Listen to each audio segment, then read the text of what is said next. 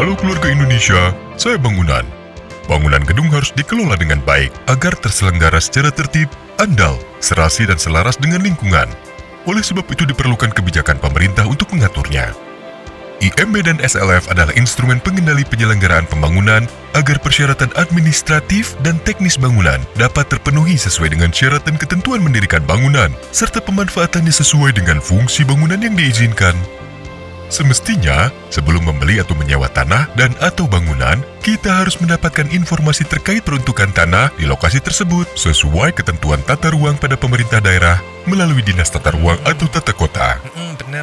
Pemerintah daerah akan memberikan keterangan rencana kabupaten atau kota, disebut juga KRK, kepada masyarakat yang di dalamnya mengatur ketentuan pemanfaatan ruang untuk zona tertentu seperti peruntukan tanah, warna kuning untuk kawasan perumahan, hijau untuk ruang terbuka hijau, merah untuk komersil dan coklat untuk kawasan industri. Dengan demikian kita dapat menyesuaikan pemanfaatan tanah yang akan dibeli atau disewa dengan ketentuan tata ruangnya, apakah sesuai untuk membangun rumah atau pembangunan lainnya. Pak Karya, sudah siap dengan surat-surat yang dipersyaratkan? Oh, tentu sudah Bangunan. Saya sudah membeli tanah dan bersertifikat, serta telah mendapatkan KRK dari pemerintah daerah.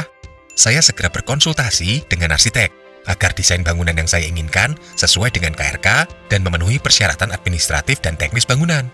Ayo Bangunan, antar saya. Dalam mendesain, arsitek akan mempelajari KRK dan rencana fungsi bangunan. Setelah selesai, arsitek akan memberikan hasil rancangan atau desain berupa dokumen rencana teknis bangunan sesuai dengan fungsi dan persyaratannya. Pak Karya sekarang sudah memiliki rancangan atau desain bangunan.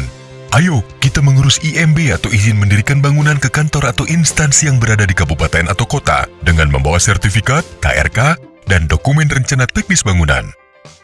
Untuk bangunan biasa atau hunian, dokumen rencana teknis bangunan tersebut akan diperiksa langsung oleh aparat Pemda. Sedangkan untuk bangunan khusus atau tertentu, dokumen rencana teknisnya akan diperiksa oleh TABG, tim ahli bangunan gedung, yaitu tim yang terdiri dari arsitek, ahli struktur bangunan, dan mechanical electrical. Pak Karya, jika semua syarat sudah lengkap dan disetujui oleh Pemda atau TABG, maka Pak Karya akan mendapatkan IMB, izin mendirikan bangunan. Namun, Pak Karya harus membayar restribusinya terlebih dahulu. Siap. Penerbitan IMB menunjukkan bahwa dokumen rencana teknis bangunan telah disetujui oleh pemerintah daerah dan memenuhi persyaratan administrasi dan teknis bangunan. Wah, syukurlah. Saya sudah mendapatkan IMB. Bagus.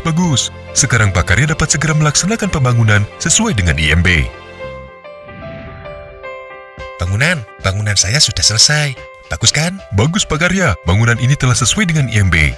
Nah, sekarang Pak Karya harus mendapatkan surat kelaikan fungsi bangunan yang disebut SLF atau Sertifikat Layak Fungsi. Iya, tolong antar saya ke instansi terkait, kantor atau badan yang mengurus SLF. Semua persyaratan, sertifikat tanah, IMB, sudah saya siapkan.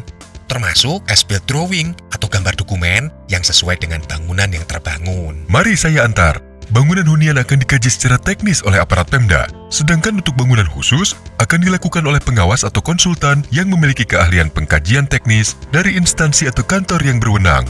Setelah pemilik bangunan mengajukan permohonan, mereka akan datang ke lokasi bangunan untuk melakukan kajian. Jika telah diverifikasi dan dinyatakan layak fungsi, maka Pak Karya akan mendapatkan SLF, Sertifikat Layak Fungsi, sebagai tanda bahwa bangunan Bapak sudah dapat dimanfaatkan. Pak Karya, selamat ya, bangunan Bapak telah lulus uji teknis. Wah, terima kasih Pak. Maka Pak Karya berhak mendapatkan SLF. Keluarga Indonesia, untuk mendapatkan IMB dan SLF sangat mudah bukan? Tentu saja jika semua persyaratan teknis dan administrasi bangunan telah terpenuhi.